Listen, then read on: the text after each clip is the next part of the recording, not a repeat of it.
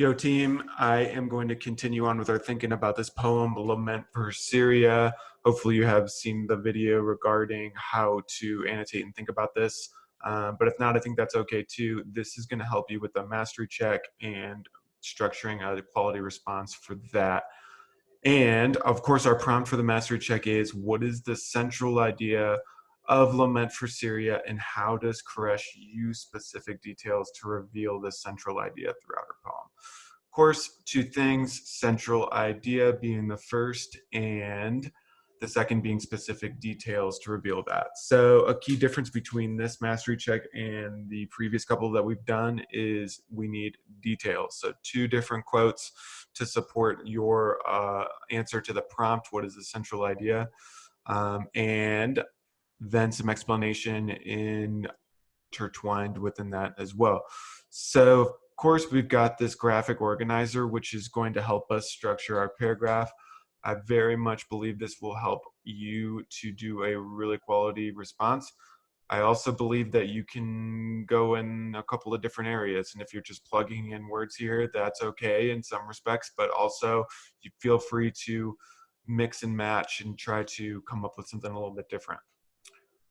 The key thing that I'm doing that's a little bit different in my response is I'm thinking about the context first. I decided to introduce the author and her poem, and then really think about the assertion and let that lead into my evidence.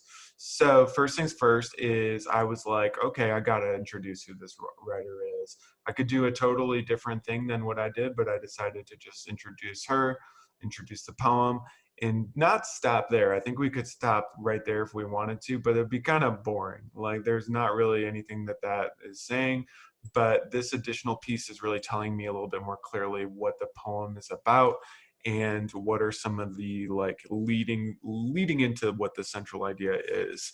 That's an important phrase or kind of part of the sentence because it does just that. It's supporting my kind of transition into the central idea and my answering of the prompt.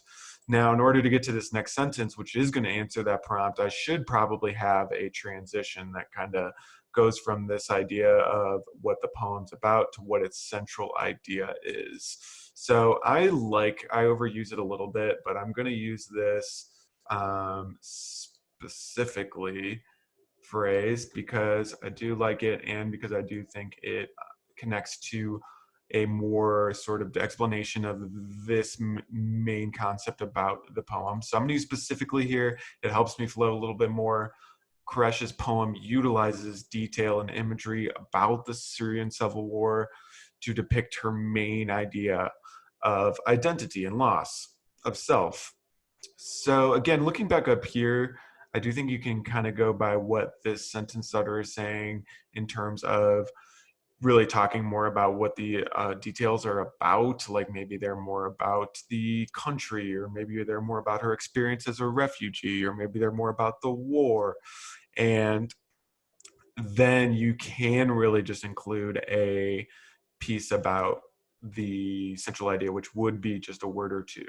Now, I included like a whole phrase here or a whole almost half a sentence about uh, the loss of self during times of conflict and struggle. Not necessary again, but I do think as you're kind of thinking about your writing, how can you add a little bit more of that flavor and a little bit more of that zest that does explain your ideas a little bit more clearly. Not just about identity and loss of self, but it's especially connected to this idea of during times and conflict and struggle. So here we go. I got my assertion. I just answered the prompt. It's about identity. Again, please feel like you don't have to do identity. You can talk about hope or freedom or grief or loss. Anything else would work for that, but I am just giving you some rundown of my thinking. Now I got to transition into my evidence, and I'm going to think about something that happened earlier in the poem. This is pretty much the same thing that you see up here, so you could totally use this too if you'd like. I think it does set up the evidence that I'm going to present, and really I'm just presenting that evidence in here.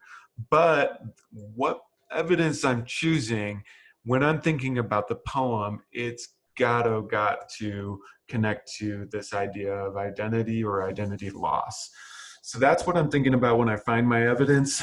And I am thinking about how it's set up at the beginning of the poem, because of course this is, how does this get developed throughout the poem. So I'm thinking about this part in which she's trying to design a city. I found that to be important, and a city that is free of mess, war, wreckage, and misery. So again, these are some things in terms of embedding the quote or introducing it that you gotta have. I think you could even do a better job than that, but this on a basic level is how you should set up that evidence.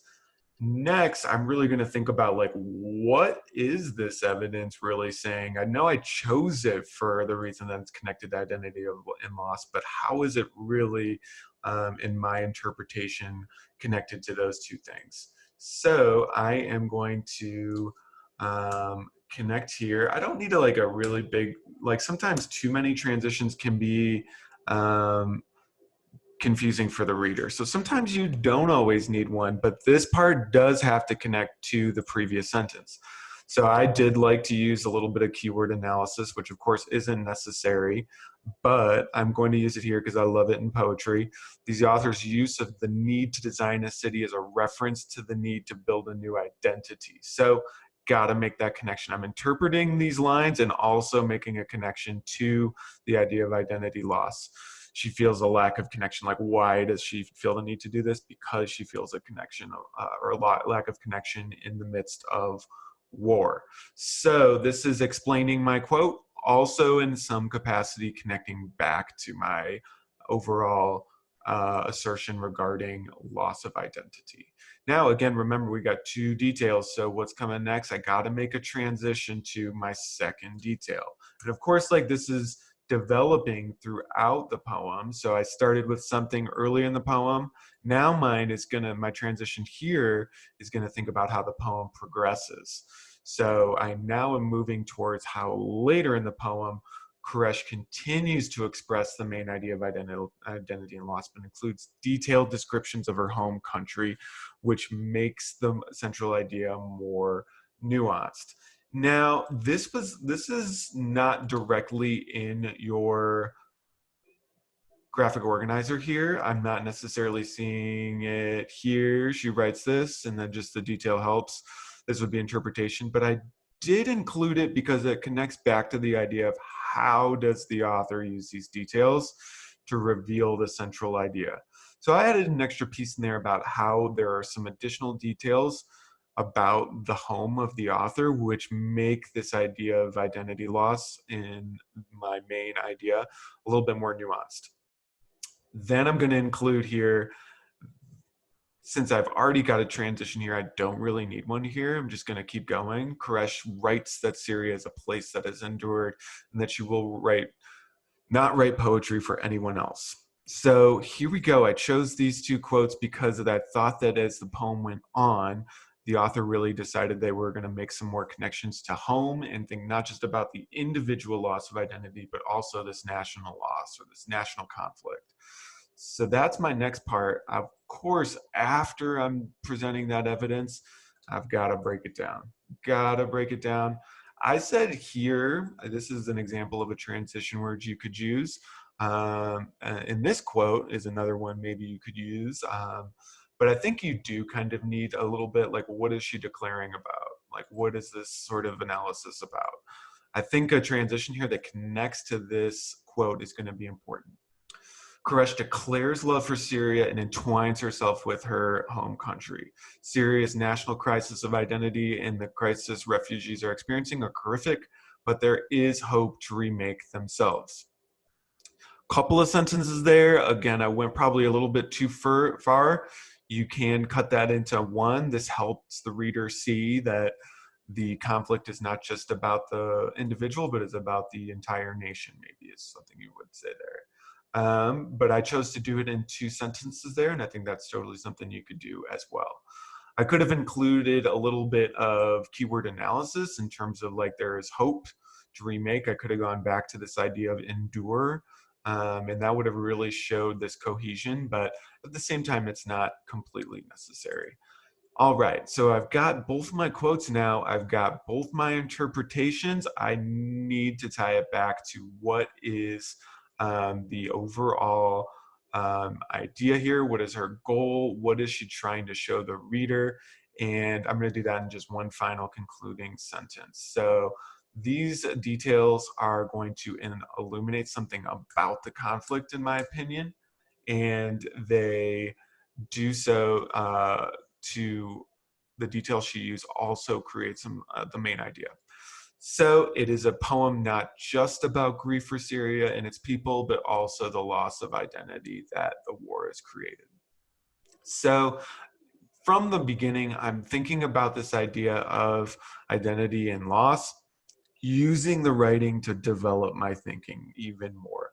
By the end, I should have a more conclusive, more complex and nuanced sort of thought about the central idea in this poem. And this is just one example of a route that you could potentially go on. I think even with identity, you could explain it in a whole bunch of different ways.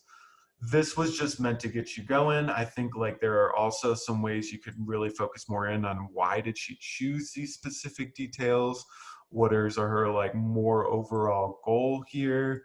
I think there are just so many different ways to go here, and at some point that could be a little bit debilitating.